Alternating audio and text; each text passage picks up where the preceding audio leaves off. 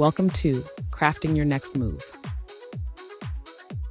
Welcome back to Crafting Your Next Move with Lori Kraft, associate broker with the Kraft team at Origin Realty Group. Lori is a top producing Houston realtor with more than 15 years of experience helping clients buy and sell homes across the greater Houston area. Known for her honest advice and boutique approach, she and her team combine cutting-edge marketing with good old-fashioned service to deliver results that speak for themselves. I'm Kevin Rosenquist, and in this episode, Lori's going to walk us through the full life cycle of a home sale, from setting the right price to navigating inspections, negotiations, and then on to the closing day. Lori, welcome back. Thanks, Kevin. I'm glad to be back.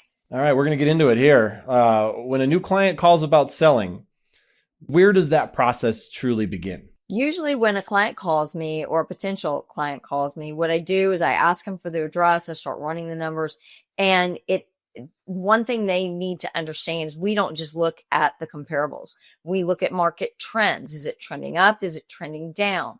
We look at multiple sources because we know that even though the Zestimate can be 20% off either direction, the public's going to look at that. So we have to see what the public is seeing. We look at all of these things, and then we actually make an appointment to go out to see the property. So before I've even seen it, I've usually sent the prospect a list of comparables so they know what their neighbors actually sold for, not what they said they did, but what they actually sold for. And then I will go out to the property and I always let them know, look, we're going to be looking in two columns. We're going to be looking at improvements. And those are things like upgrades, updates. And then we're going to be looking at maintenance. And people forget flooring is maintenance. Paint is maintenance. And the upgrades and the updates, those are things like you did a remodel. You redid all your kitchen countertops. Maybe you put in new cabinets. Those kinds of things are updates. Maybe you added a backyard porch. If you did that, then I get to put something in the plus column. If you're over here and your roof is 30 years old and you've been patching it for 30 years but have never replaced it, that's an automatic deduction on the price. So I usually have all that framed out before I even sit down with them. But that is the first real nitty gritty, is trying to look at what do you actually have and how much is a willing and able buyer going to pay for it? And if that buyer is financed, what is the bank going to support? Because that also matters. How does that first pricing conversation usually go? Because obviously you have to, make them understand the market reality, the home's unique value, because everybody is going to want to think their home is worth, well, maybe not everybody. A lot of people probably do think their home is worth more than it is though, right? Well, yeah, because your home that's what makes homes such an amazingly unique investment. Yeah. Because we don't think about it as an investment. This is where you bring your baby home. This is where your girlfriend got to, see how you really live your life. You have raised dogs here. It's an emotional investment, not just a financial one. So you have to approach it with some caution. You have to recognize that this house matters to somebody, and you can't just go in and go, oh my gosh, I'd get rid of that. And the paint's terrible. And you can't do that to somebody. It's hurtful and it doesn't help them. Yeah. So part of what we have to do is help them emotionally separate from it and start seeing it as an investment and a step to getting something different. Either they're going to sell and downsize, or they are going to sell and maybe get something larger. Maybe they're moving to a different area. Maybe it's going to be a shorter commute. So you have to help them emotionally disengage from that house. So that's part of the first steps. And then you can get into pricing. Because once you've done that, it makes it easier to help them understand where they need to sit in that price point.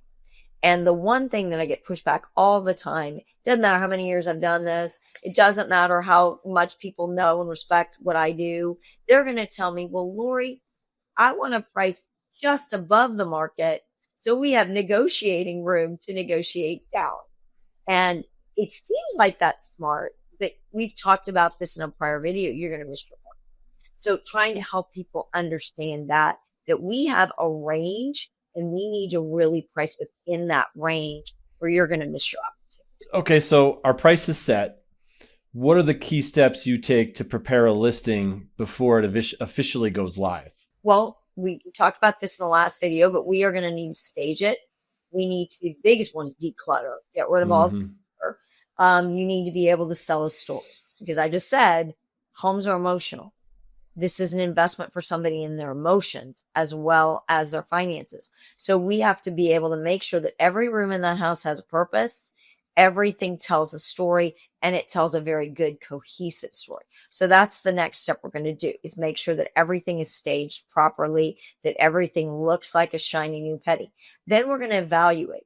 Would this home benefit from drone footage, or would drone footage actually hurt them? Maybe it's a tiny lot and and it backs to a water treatment plant. We're not going to, I actually had one like that. We're not highlighting that. Yeah. We're probably not going to do drone footage, but, and maybe this is a giant house. I do Matterport for a lot of mine, but the really large houses, people will spend all their time circling through, and then they get lost in the house.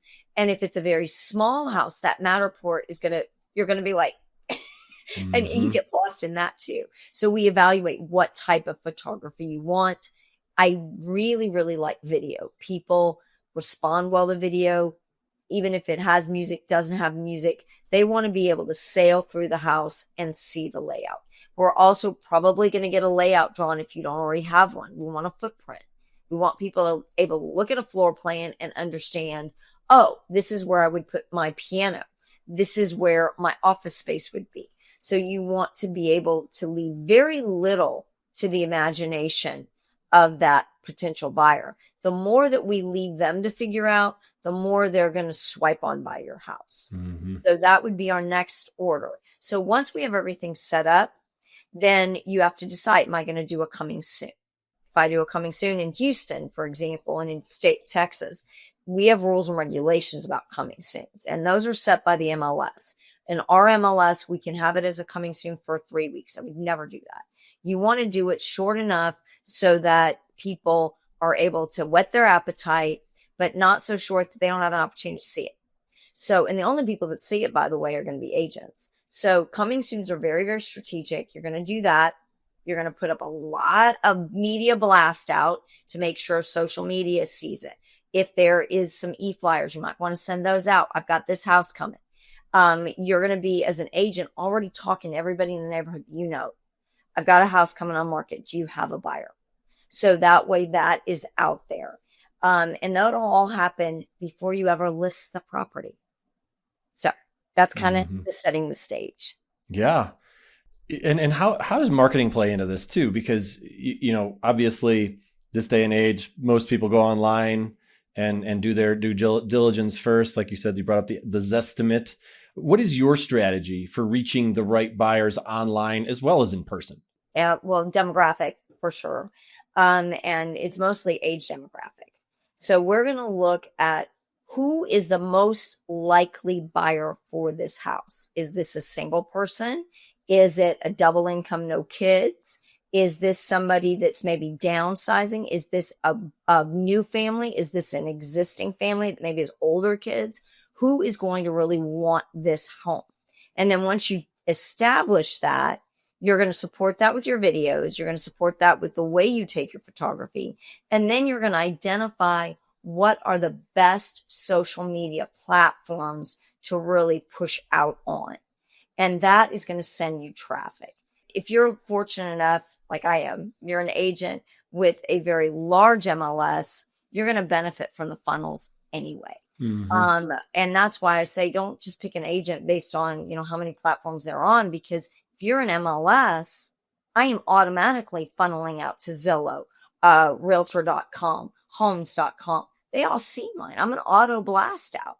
Now, with me and a lot of agents, we might have a Zillow preferred, and I think they got away with that. I can't remember what they use now.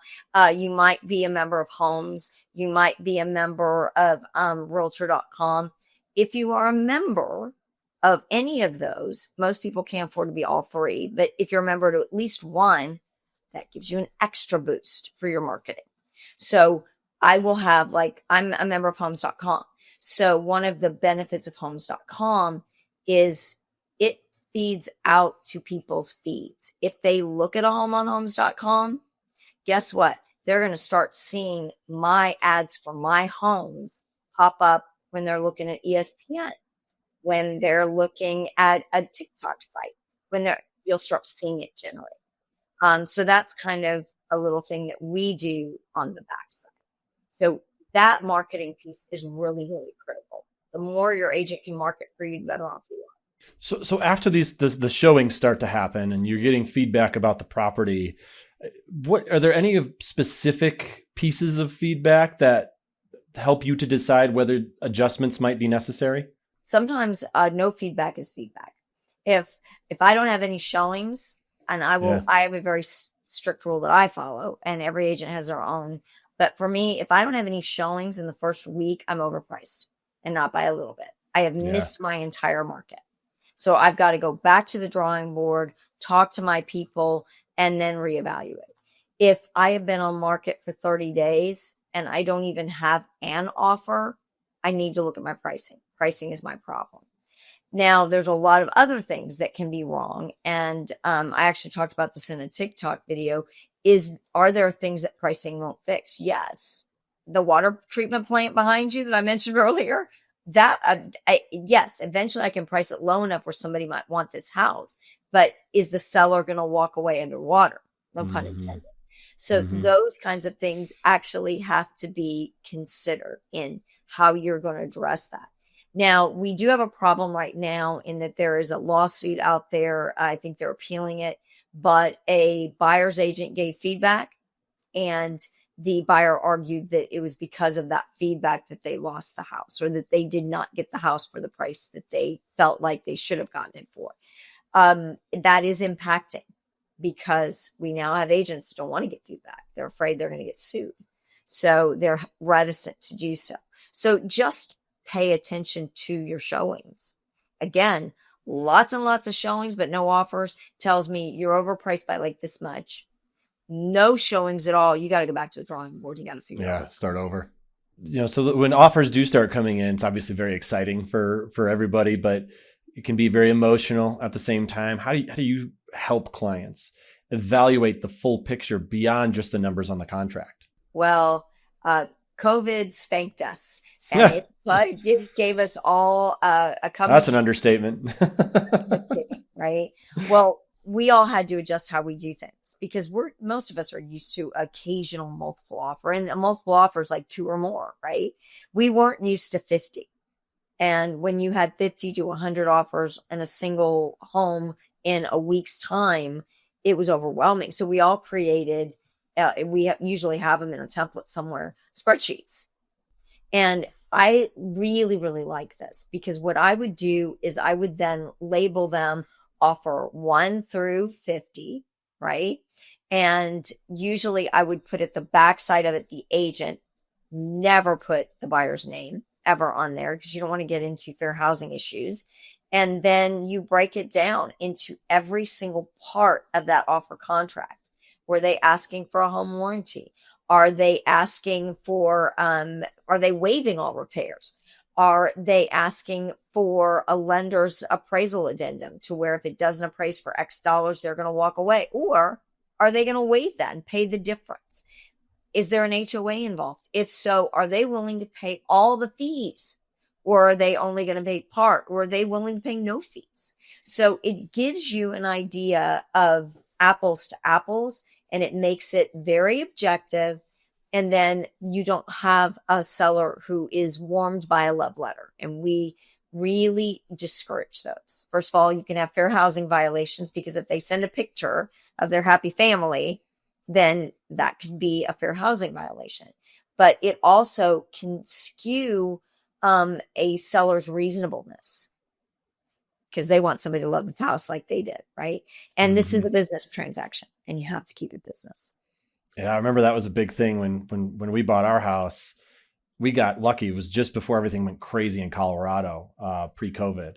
And well, it was more than pre-COVID. It was like 2015.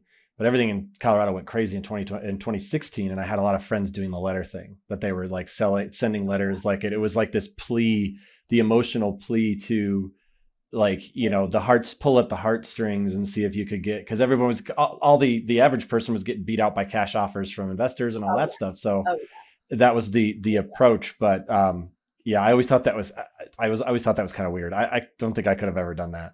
Well, and here's another tip. When there's no way I won't know that it's investor because they're going to have LLC after their name. Mm-hmm. So it's a pretty easy one to call. So. Yeah. Yeah. And that's on fair housing violation. So I can say that. So you can say that. Yeah. Yeah. All right. So we've got our offer. Let's say we accept an offer. What happens behind the scenes during inspections, appraisals, title work, maybe other things that sellers don't even realize? Well, the list is endless here. So first of all, you're going to do an inspection. I tend to come the last half hour and get the nuts and bolts of it. I highly recommend buyers go with those because you want to be able to ask whatever question you might need. We're going to evaluate that inspection report. We're going to highlight the things that we think are a danger to what I call the person or the property. And those are the things that I want my buyers to focus on because those are reasonable things to ask for. You want the entire house caulked, your seller's going to tell you to take a hike. They're not going to entertain that. And then you skew your ability to negotiate. So once you get all that negotiated out, then you're going to be looking at title work. You're going to be making sure that there are no clouds on the title, that there's no break in the chain, that we know exactly who's owned this home before and who's going to purchase it. We are also going to be looking at, are there issues with the title being insured? For example, do you have a pool where the water is encroaching into a utility easement? Because that utility company can make you tear out the whole pool. That is a problem. You don't want that. And that would be a reason to walk away. So those are the things that title's going to be working on. They're going to make sure that everybody involved in the transaction is verifiable and we're not dealing with the cartel. So they will look at that. So that's title. Your lender is going to be shoring up all the things and they're going to make sure that we don't have any issues with lending. And you have a time frame for that. So you only usually have 21 days or less. So we got to make sure all that. Once you figure out and get past all the inspections, your bank is going to send out an appraiser.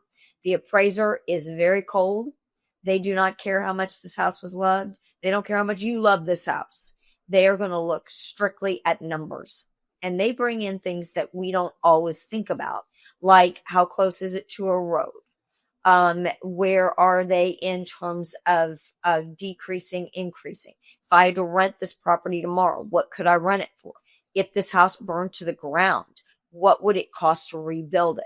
They have actually 3 things that they do. They do 3 different types of analysis, and then they combine those to get a price.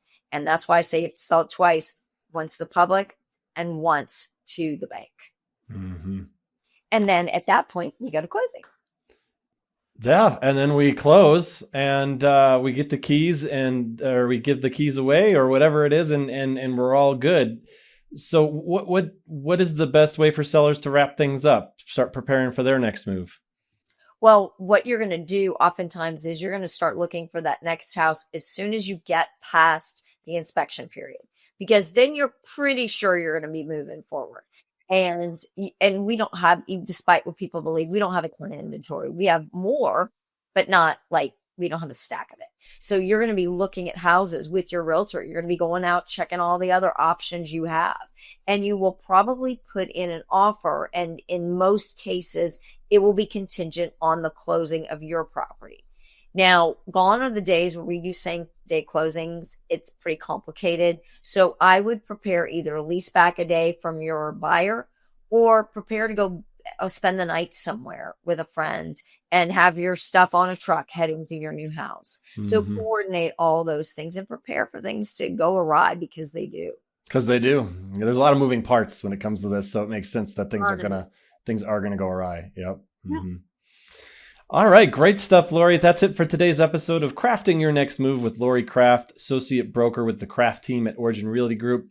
If you're thinking about selling in Cypress, Tomball, or anywhere in the greater Houston area, visit craftrealtyteam.com to learn more or connect directly with Lori and her team. Don't forget to leave us a review, subscribe, like our videos. We appreciate it all. Thank you very much for being here. Lori, thank you so much. Really enjoyed the conversation. Have a good one. Thanks for watching. Be sure to hit that like and subscribe button and leave us a review in the comments.